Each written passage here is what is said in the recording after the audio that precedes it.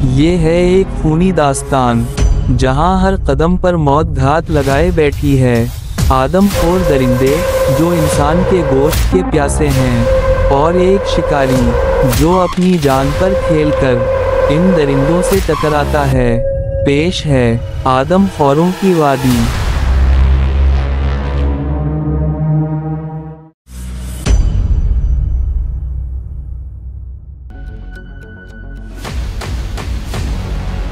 نور دین نے سنجیدہ لہجے میں بتایا، میں ناشتہ کر رہا تھا کہ ایک آدمی نے آ کر خبر دی کہ بادوئے پور میں آدم خور شیرنیوں نے ایک عورت پر حملہ کر کے اسے ہلاک کر دیا ہے، اور اب وہ جھاڑیوں کے پیچھے بیٹھ کر اس کی لاش کو نوچ رہی ہیں۔ میں فوراً موقع پر پہنچا تو دیکھا کئی لوگ جھاڑیوں سے کچھ فاصلے پر بے بسی سے کھڑے تھے۔ ان کے پاس صرف لاٹھیاں تھیں، اس لیے وہ آگے بڑھنے کی ہمت نہیں کر پا رہے تھے۔ میں نے جیسے ہی اپنی بندوق دکھائی، وہ درندہ صفت شیرنیاں لاش چھوڑ کر بھاگ نکلیں۔ میں نے ان کے پیچھے فائرنگ بھی کی، مگر وہ گھنی جھاڑیوں میں غائب ہو چکی تھیں۔ جب میں نے عورت کی لاش کا معائنہ کیا تو اس کی ایک ٹانگ اور پیٹ کا گوشت چبایا جا چکا تھا۔ مجھے کچھ اور سوجھا نہیں تو تم دونوں کو بلوا لیا۔ نور دین کی بات مکمل ہوتے ہی میں نے ایک مقامی شخص کو بلایا اور پوچھا، تم لوگوں کو اس ہولناک واردات کی اطلاع کیسے ملی؟ وہ بولا، صاحب، گاؤں کی عورتیں صبح سویرے رفع حاجت کے لیے اس طرف جاتی ہیں۔ یہ بدقسمت عورت بھی وہاں گئی تھی۔ جیسے ہی وہ جھاڑیوں کے پیچھے بیٹھی، شیرنی نے جھپٹ کر اس کا گلا دبوچ لیا۔ وہ چیخ بھی نہ سکی اور موقع پر ہی دم توڑ گئی۔ ہم کچھ نہ کر سکے۔ اس کی آنکھوں میں آنسو تھے، شاید وہ مقتولہ کا رشتہ دار تھا۔ میں نے اس کا کندھا تھپک کر کہا، آپ اس کی آخری رسومات ادا کریں، آدم خوروں کا بندوبست ہم کریں گے۔ پھر میں نے نور دین اور جیک کو گزشتہ رات کے مشاہدے سے آگاہ کیا۔ ہمیں اب مزید محتاط رہنا ہوگا، نور دین نے تشویش بھرے لہجے میں کہا، کہیں وہ ہم پر حملہ نہ کر دیں۔ چلو، چل کر دیکھتے ہیں وہ ادھر آئی تھی یا نہیں۔ ہم اس مقام پر پہنچے جہاں حملہ ہوا تھا۔ ہمیں صرف ایک شیرنی کے پنجوں کے نشانات ملے، مگر لاش کو کھانے کے مقام پر 2 شیرنیوں کے نشان واضح تھے۔ ایک شیرنی نے شکار کیا، جبکہ دوسری ساتھ بیٹھ کر اس کی طاق میں تھی۔ یہ ایک نیا انکشاف تھا۔ شیرنیاں الگ الگ مگر ہم آہنگی سے کام کر رہی تھیں۔ ان کی منصوبہ بندی اور چالاکی نے ہمیں حیرت زدہ کر دیا۔ جیک نے تجویز دی، لاش کو وہیں چھوڑ دو، شاید شیرنیاں دوبارہ آئیں اور ہم انہیں نشانے پر لے لیں۔ میں نے نفی میں سر ہلایا، نہیں، یہ خصلتہ مکار اور باخبر درندے ہیں، دوبارہ اسی شکار پر واپس نہیں آئیں گی، کیونکہ انہیں اپنی قوت شکار پر پورا اعتماد ہے۔ پھر میں نے کہا، ہمیں ہوشیاری سے کام لینا ہوگا۔ اگر ایک شیرنی کو جنگل کے باہر مار دیا جائے تو دوسری کی طاقت ٹوٹ جائے گی، تب ہم اسے جنگل میں جا کر بھی ختم کر سکتے ہیں۔ رات کا منصوبہ طے پایا۔ نور دین اور جیک اپنے ٹھکانوں پر چھپ کر بیٹھیں گے اور میں سونے کی اداکاری کرتے ہوئے شیرنیوں کو جھانسا دوں گا۔ اگر فائر کرنے کا معمولی سا موقع بھی ملا تو ایک کی ہلاکت یقینی بنائی جائے گی۔ اسی دوپہر دیول باری سے ایک دیہاتی شمن کے ساتھ آیا اور بولا، صاحب، ہماری بھینس کو تیندوے نے مار دیا ہے۔ ہمیں تو پہلے ہی آدم خور شیرنیوں سے ڈر ہے، اب یہ نیا آ گیا۔ یہ سن کر میں فوراً دیول باری روانہ ہوا۔ گاؤں کے کنارے ایک پہاڑی کے دوسری جانب ایک ڈھلوان میں بھینس کی لاش ملی۔ اس کے جسم پر پنجوں اور دانتوں کے نشان واضح تھے۔ تیندوا ندی کی طرف سے آیا تھا اور اسی طرف واپس چلا گیا تھا۔ میں زخمی گوالے کے گھر گیا، وہ ادھیڑ عمر شخص تھا جس کا بازو زخمی تھا۔ اس نے بتایا، میں بھینس چلا رہا تھا، آنکھ لگ گئی، اچانک شور سن کر جاگا تو دیکھا تیندوا بھینس پر جھپٹ رہا تھا۔ میں نے لاٹھی سے حملہ کیا مگر اس نے میرے کندھے پر پنجہ مارا اور نکل گیا۔ میں نے بھینس کی لاش کی نگرانی کے لیے جھاڑی کی اوٹ میں پوزیشن سنبھالی۔ رات بھر میں سردی سے کانپتا رہا مگر تیندوا نہیں آیا۔ صبح گاؤں لوٹا ہی تھا کہ شمن نے خبر دی۔ مونا گیری میں شیرنیوں نے 7 افراد کو ہلاک کر دیا۔ میں تیزی سے وہاں پہنچا۔ وہ گھر بستی کے آخری کنارے پر تھا۔ اندر خون کی ندیاں بہہ رہی تھیں۔ مرد، عورتیں، بچے سب بے دردی سے چیر پھاڑ دیے گئے تھے۔ یہ واردات انتہائی خاموشی سے کی گئی، یہاں تک کہ پہرے پر موجود نور دین کو بھی خبر نہ ہوئی۔ یہ شیرنیاں اب خطرناک حد تک ہوشیار ہو چکی ہیں، میں نے کہا، آج رات ان کا خاتمہ ضروری ہے۔ اسی رات ہم نے دوبارہ مورچے سنبھالے۔ بارش نے ماحول کو سرد اور سنسان بنا دیا تھا۔ اچانک بجلی کی کڑک میں گلی کے وسط میں ایک شیرنی کی چمکتی آنکھیں دکھائی دیں۔ اس کی دم دائرے میں ہل رہی تھی، یہ اس کی غضبناکی کی علامت تھی۔ اس کا جسم ہلکی غوراہٹ کے ساتھ حملے کے لیے بے چین نظر آ رہا تھا۔ میں یک قدم کرسی سے اٹھ کھڑا ہوا اور 2 قدم بڑھا کر رائفل کا رخ گلی میں کھڑی شیرنی کی طرف کر دیا۔ عین اسی لمحے آسمان پر بجلی کڑکی اور میری نظر ایک اور سائے پر پڑی۔ دوسری شیرنی اس چھت پر موجود تھی جہاں وہ گزشتہ رات دکھائی دی تھی۔ وہ بھی غیظ و غضب میں میرے تعاقب کے لیے بے تاب تھی۔ اس کے نوکیلے دانت بجلی کی روشنی میں صاف دکھائی دے رہے تھے۔ یہ منظر دیکھ کر میرے اندر ایک لمحے کو خوف کی لہر دوڑ گئی، مگر پھر میں نے اپنے اعصاب پر قابو پایا اور صورتحال کا تجزیہ کرنے لگا۔ ایک شکاری جب 2 خونخوار درندوں کے نرغے میں آ جائے تو فیصلہ کرنا دشوار ہو جاتا ہے کہ پہلے کس سے نمٹا جائے، لیکن چند لمحوں میں ہی میرے شکاری شعور نے اپنا کام دکھایا۔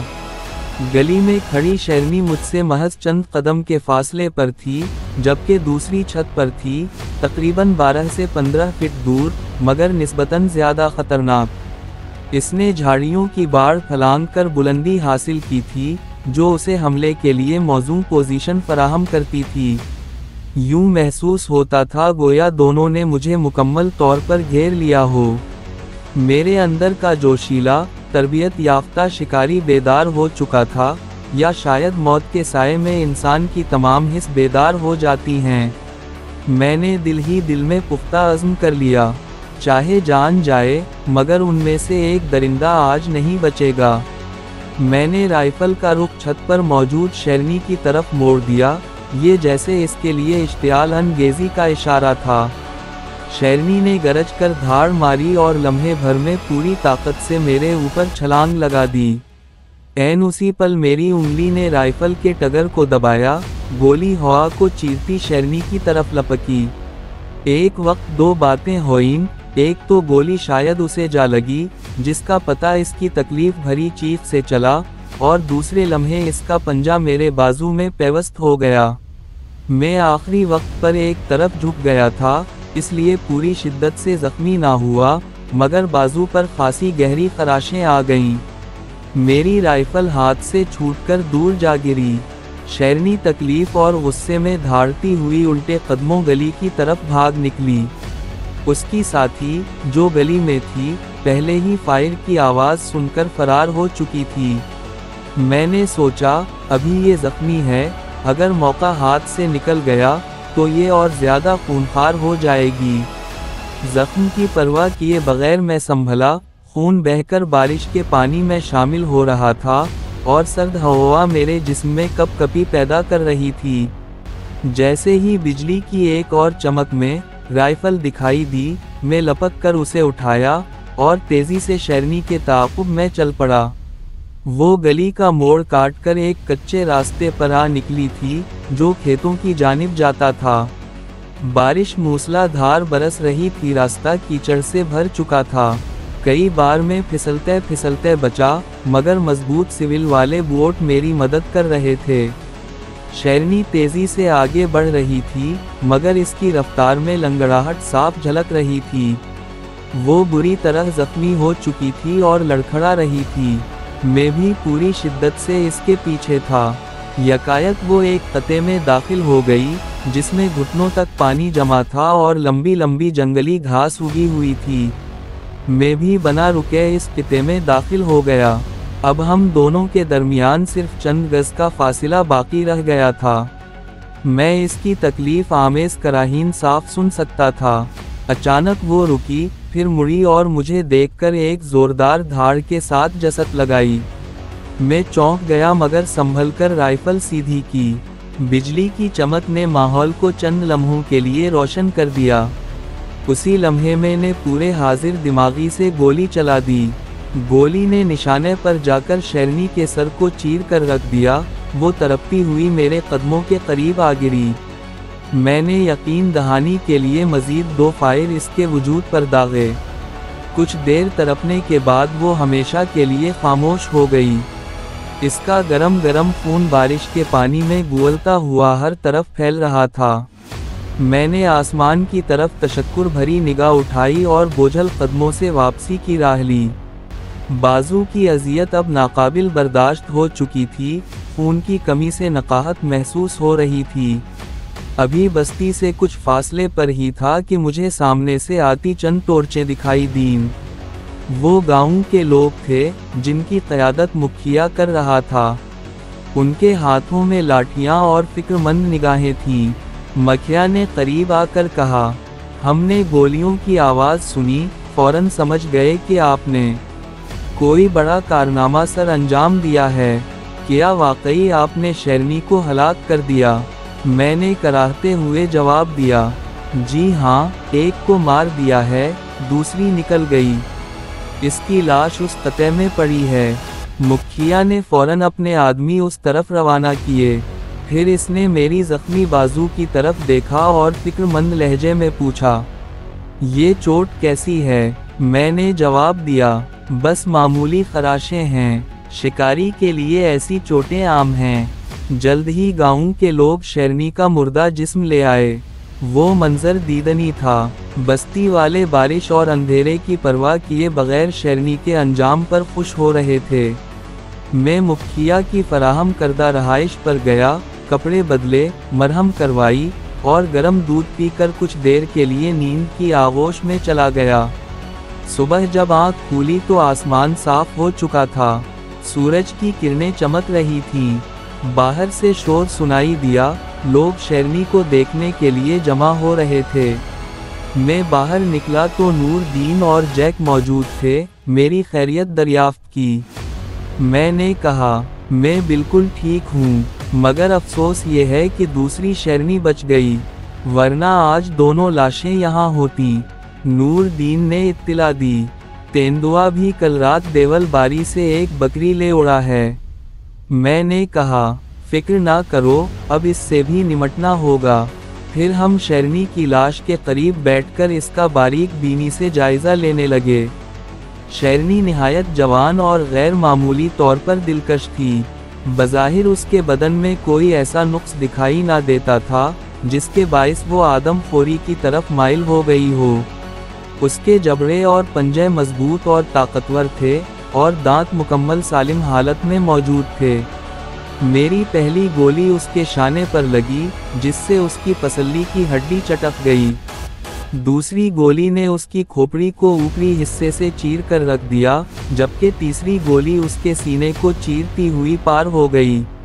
جیک میری درست نشانہ بازی سے بے حد متاثر ہوا۔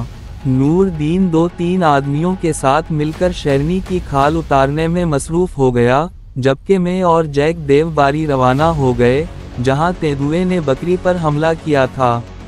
یہ اس کی دوسری واردات تھی۔ پہلی بار اس نے ایک بھینس کو نشانہ بنایا تھا اور اب ایک موٹی تازی بکری کو اٹھا لے گیا تھا۔ گاؤں سے باہر بکریوں کا ایک وسیع و عریض باڑہ قائم تھا، جسے کانٹے دار جھاڑیوں سے گھیر کر محفوظ بنانے کی کوشش کی گئی تھی۔ تیندوے نے نہایت پھرتی سے اس باڑ کو پھلانگا اور ایک بڑی بکری کو جبڑوں میں دبا کر لے گیا۔ چونکہ باڑہ مضبوطی کے معیار پر پورا نہیں اترتا تھا، اس لیے وہ بآسانی شکار سمیت فرار ہونے میں کامیاب ہو گیا۔ ہم نے ریور کے مالک سے تفصیلات دریافت کیں۔ اس نے بتایا، रात को मैं बाड़े के अंदर ही सो रहा था। मुझे इल्म तो था कि आसपास के इलाके में आदमखोर शेरनियां दंदनाती फिर रही हैं, मगर मैंने ये सोचकर इत्मीनान कर लिया था कि शायद वो बाड़े के अंदर किसी इंसान की मौजूदगी को महसूस ना कर सकें। आधी रात का वक्त था जब मेरे पालतू कुत्ते जोर जोर से भौंकने लगे। मैंने समझा कोई गीदड़ या भेड़िया आसपास मंडला रहा होगा, मगर थोड़ी ही देर में तेंदुए की मखसूस गुआहट सुनाई दी, जिसके साथ ही मेरे कुत्ते खौफ के मारे सहम कर खामोश हो गए। तेंदुए ने बाड़ फलांगी और एक बकरी को अपने जबड़ों में दबोचकर घसीटता हुआ जंगल की तरफ ले गया। साहब, मेरी हिम्मत ना हुई कि उसके ताक़ुब में बाहर निकलता।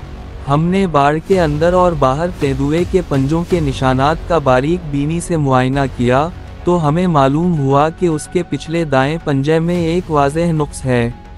वो पंजा गैर मामूली तौर पर टेढ़ा था, जिससे हमें अंदाज़ा हुआ कि तेंदुआ फितरी शिकार करने की सलाहियत से महरूम हो चुका है, और उसी वजह से वो जंगली जानवरों के बजाय आसान और दस्तयाब शिकार की तरफ माइल हो चुका है। हमने उन निशानात की पैरवी की, तो वो हमें पहाड़ी के ऊपर से होते हुए नदी के पार ले गए। रास्ते में हमें बकरी को घसीटने के निशानात वाज़ेह तौर पर नज़र आते रहे। आखिरकार हम एक सुनसान खेत के बीच खड़े एक कदीम कैकर के दरख्त तक पहुँचे, जिसके नीचे बकरी की आधी खाई हुई लाश मौजूद थी।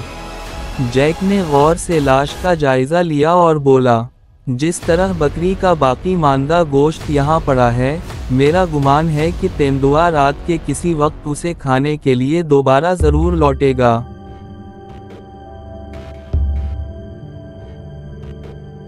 ये कहानी आपको कैसे लगी?